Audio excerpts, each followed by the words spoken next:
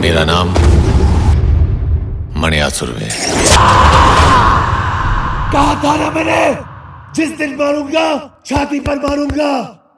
Chemistry का एक honour student जिसने अपनी जिंदगी में कुछ कर गुजरने का सपना देखता था, आखिर वो अंडरवर्ल्ड का इतना खतरनाक आदमी कैसे बन गया। दाऊद इब्राहिम को अगर अपनी जिंदगी में किसी ने डर का मतलब बताया होगा तो वो सही मायने में मान्य सुर्वे ही होगा। हम ऐसे क्यों कह रहे हैं, आप इस वीडियो को आखिर तक देखने के बाद जरूर समझ जाएंगे।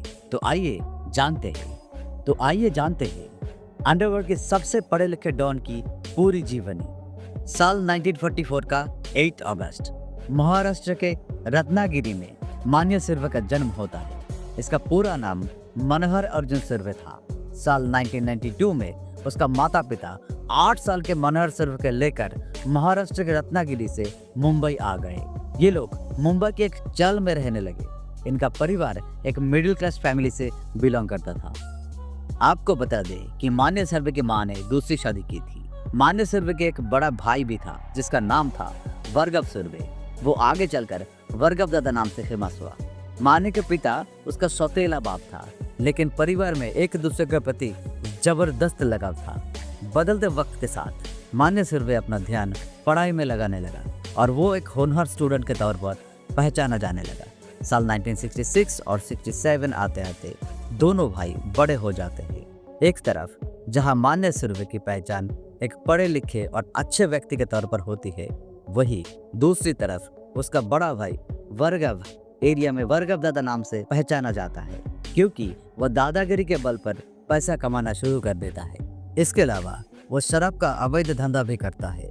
आगे चलकर वर्गव दादा कुछ टाइम के बाद ये परिवार परले से दादर पहुंच गया और वही जाकर अगर बाजार में रहने लगा। दूसरी तरफ मान्य सुर्वे ने दादर की कृति कॉलेज में दाखिला ले चुका था।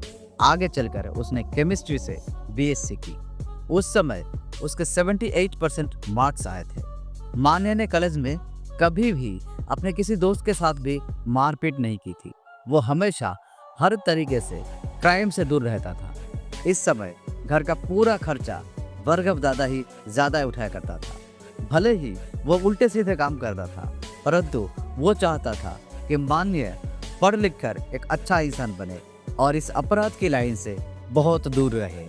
लेकिन यहाँ पर मान्य की जिंदगी में पुलिस विलेन बनकर सामने आई। वर्गव दादा जब कोई भी अपराध करते थे तो उसके बाद वो इलाके से कुछ समय के लिए गायब हो जाता था। पुलिस पूछताछ के लिए जब वर्गव दादा के घर जाते थे तो वहां से वो मान्य सुर्वे को उठा लेती। वो उससे पूछताछ करती, उसके साथ मारपीट भी करती। इस मामले ने उस समय के दादर के पुलिस इंस्पेक्टर दवलकर उसके साथ काफी सख्ती से पेश आते थे। अपनी कॉलेज की पढ़ाई के दौरान मान्य सुर्वे को यह सब झेलना पड़ा, पर फिर भी उसने कभी भी कोई गलत कदम नहीं उठाया। इसके बाद साल 1969 में वो ग्रेजुएशन कंप्लीट कर चुका था। इसी दौरान वर्गव दादा ने प्रभादेवी इलाके में एक व्यापारी से 50,000 की डिमांड की और जब व्यापारी ने पैसा नहीं दिया तो उसने हॉकी स्टिक और डांडों से व्यापारी को इतना पीटा कि उसकी मौत हो गई। इस मामले में पुलिस ने वर्गव दादा के साथ साथ मान्य सुर्वे को भी अपराधी बना दिया। इसका पीछे कारण ये बताया गया कि वर्गव दादा जब व्यापारी को पीट रहा था तो मान्य सुर्वे भी वहां मौजूद था। मामला मुंबई सेशन कोर्ट के जस्टिस गुप्ता के अदालत तक गया और वर्गव दादा के साथ साथ मान्य सुर्वे को भी मामले में अदालत ने आजीवन कारावास की सजा सुना दी। कहते हैं कि इसके बाद मान्य सुर्वे का पूरा कैरियर ही चौपट हो गया। गुस्से में उसने भारी अदालत में ही दवलकर को जान से मारने की धमकी भी दी। इन लोगों को पुणे की जेल ले जाया गया, जहां उन्होंने साल 1969 से 1977 तक समय काटा। इस दौरान मान्य की दोस्ती शेख मुनीर से हुई, जो उस समय का एक डेंजरस क्रिमिनल था। शेख मुनीर की सजा पहले पूरी हो गई और मान्य की अभी 1.5 साल सजा बाकी थी। इस बीच मान्य ने जेल से भागने का प्लान बनाया और जेल में ही भूखे हड़ताल शुरू कर दी। लगातार भूखे हड़ताल करने से मान्य का 20 किलो का वजन कम हो गया। फिर जेल स्टाफ ने उसे पुणे की हॉस्पिटल में एडमिट करवाया। यहाँ पर उसे मिलने के लिए शेख मुनीर और बाजी पाटिल आते हैं। सिक्योरिटी में मौजूद पुलिस वालों को घायल करके मान्य को भगा कर ले जाते हैं। ये लोग मुंबई आते हैं और यहाँ पर मान्य अपना पूरा गैंग बनाता है। अपना गैंग में उसे अपना एक पुराना दोस्त अरुण को भी लिया, जो मान्य के गाड़ी भी चलाया करता था। जेल में मान्य की मुलाकात कुछ क्रिमिनल से हुई थी। इनके कॉन्टेक्ट से उसने अपने लिए एक पिस्तौल और अपनी गैंग बनाकर क्राइम करने लगा। पहली बार इन लोगों ने रिवॉल्वर के दम पर एक छीना झपटे का केस किया, जिसमें इनको कुछ पैसा मिला। इसी दौरान मान्य सुर्वे ने उस इंस्पेक्टर को डराना धमकाना की शुरू किया, जिसकी वजह से मान्य सुर्वे की लाइफ बर्बाद हुई है। दावोलकर मान्य से इस कदर डरा हुआ था कि उसने अपना हुलिया बदल डाला, यहाँ तक कि उसने मुंबई छोड़ दिया और अपनी बेटी के पास दिल्ली जाकर रहने लगे। आगे जाकर मान्य को मुंबई पुलिस ने फिर से एक बार और गिरफ्तार करते ही उसे फिर से पुणे की रवर जेल में ले जाया गया, लेकिन वहां उसके दूसरे गैंगस्टर से भी लड़ाई होने लगी, जिसके चलते पुलिस ने मान्य को रत्नागिरी जेल में शिफ्ट कर दिया। यहाँ पर मान्य ने और एक बार फिर पुराना खेल शुरू किया। उसने जेल स्टाफ से अच्छे खाने की डिमांड की और भूख हड़ताल शुरू कर दी। जेल एडमिनिस्ट्रेटर ने एक बार फिर मान्य सुर्वे को हॉस्पिटलाइज किया। फिर मान्य ने दोबारा सिक्योरिटी स्टाफ को चकमा दिया और नवंबर को 1979 में वहां से भाग गया। मान्य एक बार फिर मुंबई आया और उसने अपनी गैंग को दोबारा ज्वाइन किया। अपनी गैंग को लीड करते हुए उसने सबसे पहले शेख मुने के दुश्मन शेख अजीज को मौत तक घाट उतार दिया। इसके बाद साल 1979 में मान्य सुर्वे ने एक शाम 6 बजे मुंबई के एक जिम में एंट्री ली।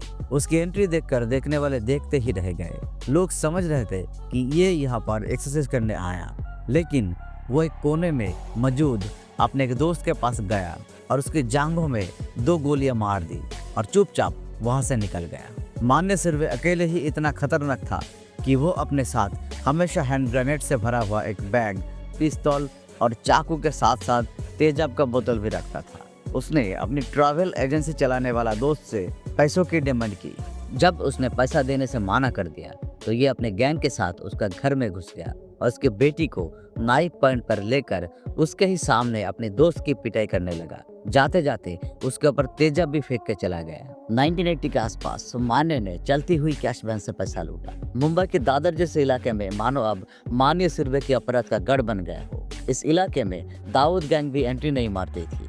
दाऊद गैंग ज्यादातर नागपाड़ा, डोंगरी जैसे एरिया में सक्रिय रहती थी। सिद्धि विनायक मंदिर के आसपास एक चाल का एरिया था, जिस पर एक पॉलिटिशियन बिल्डिंग बनाना चाहता था और बदले में वह रहने वाले लोगों को मुआवजा देकर निकल देना चाहता था। बट ये बात जब मान्य सुर्वे को पता चली तो मान्य ने उस पॉलिटिशियन को साफ साफ कह दिया कि इन लोगों को 5 करोड़ रुपए दे दो, वरना यहाँ से कोई नहीं हिलेगा। मान्य की इस क्रिया का असर हुआ और पॉलिटिशियन ने भी अपना कदम पीछे खींच लिया। उस समय मुंबई अंडरवर्ल्ड में पठान गैंग और दाऊद इब्राहिम गैंग के बीच आए दिन गैंग वॉर होती थी।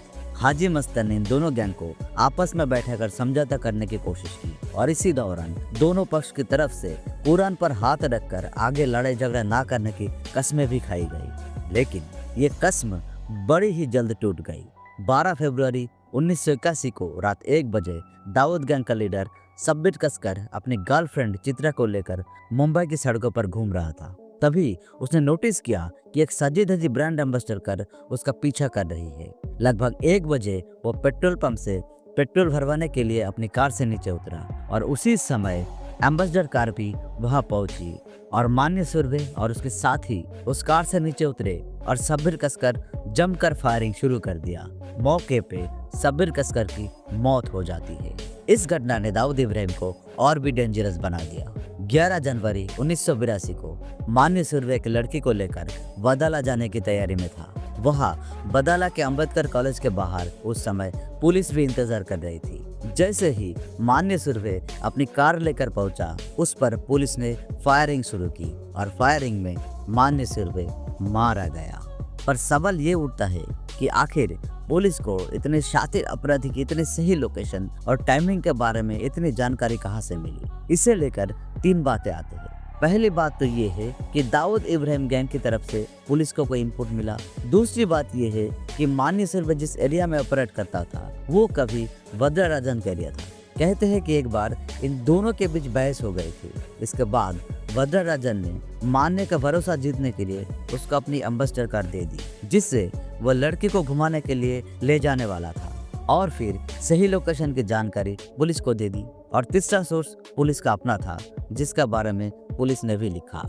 तो ये थी दोस्तों मान्य सिर्वे का एनकाउंटर की पूरी कहानी। आपको क्या लगता है, अगर मान्य सिर्वे का एनकाउंटर नहीं हुआ होता तो मुंबई दंगों के बाद 1993 का बम धमाके हो सकते थे? नीचे दिए कमेंट्स में जरूर बताएं। धन्यवाद।